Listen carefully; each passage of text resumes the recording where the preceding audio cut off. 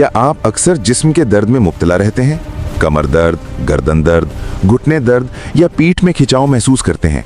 क्या कभी आपने सोचा है कि ये दर्द सिर्फ उम्र या बीमारी की वजह से नहीं, बल्कि हमारी रोजमर्रा के गलत आदत का भी नतीजा हो सकता है? आज की इस वीडियो में हम जानेंगे कि जिस्म में दर्द क्यों होता है, इस्लाम इस बारे में क्या कहता है और तिबी साइंस की नज़र में इसकी हकीकी वजूहात क्या हैं।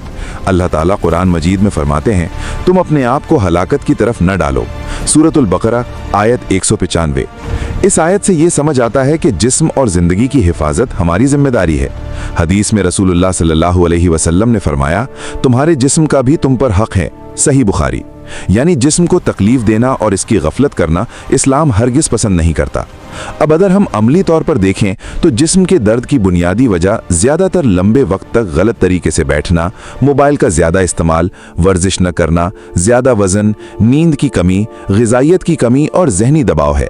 साइंस कहती है कि जब हम तवील वक्त तक एक ही पोजीशन में बैठे रहते हैं तो पट्ठों में खून की रवानी कम हो जाती है, जिसकी वजह से दर्द शुरू हो जाता है।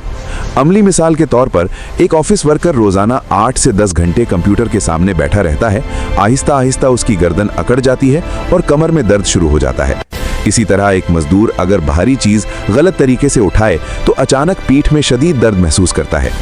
आज के माशरे में मोबाइल फोन का ज्यादा इस्तेमाल एक बड़ा सबब है। हम घंटों सर झुकाकर रहते हैं, जिसकी वजह से गर्दन का दर्द बढ़ रहा है। इस्लाम सिर्फ इबादत का दीन नहीं, बल्कि एक मुकम्मल निज़ाम हयात है जो हमें सेहत की हिफाजत का भी दर्ज देता है। रसूलुल्लाह सल्लल्लाहु अलैहि वसल्लम ने फरमाया, ताकतवर मोमिन कमजोर मोमिन से बेहतर है। सही मुस्लिम। यहाँ ताकतवर से मुराद जिस्मानी और जहनी दोनों ताकत है। अब जज्बाती तौर पर सोचें तो जब दर्द हमारी रोजमर्रा जिंदगी को रोक देता है, नमाज में खड़े होना मुश्किल हो जाता है, काम करने में मसला होता है, तो हमें एहसास होता है कि सेहत कितनी बड़ी नेमत है। बहुत से लोग सेहत के वक्त इसकी कदर नहीं करते, लेकिन जब बीमार होते हैं तो हर लम्हा तकलीफ दे हो जाता है। अब हल के तौर पर हमें चाहिए कि सही तरीके से बैठें और काम करें। रोजाना कम से कम 20 से 30 मिनट वॉक करें, हल्की स्ट्रेचिंग करें, मुनासिब मिकदार में पानी पिएं, मुतवाज़न ग़िज़ा लें, मोबाइल का इस्तेमाल महदूद करें और नींद दुरुस्त रखें। इस्लामी लिहाज से बाकायदगी से नमाज अदा करना, जिक्र करना और अल्लाह पर भरोसा करना जहनी दबाव कम करता है, जो जिस्म के दर्द को कम करने में मदद देता है। इलाज करवाना भी इस्लाम में तरगीब दी गई है, जैसे हदीस में आया है, ए अल्लाह के बंदो तुम इलाज करो। सुनन अबू दाऊद। यानी सिर्फ दुआ नहीं बल्कि कोशिश करना भी जरूरी है।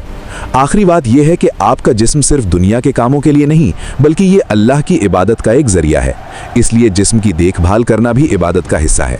अब मैं आपसे एक सवाल करना चाहता हूं कि आपके ख्याल में हमारी रोजमर्रा जिंदगी की कौन सी आदत सबसे ज्यादा जिस्म के दर्द का सबब बन रही है?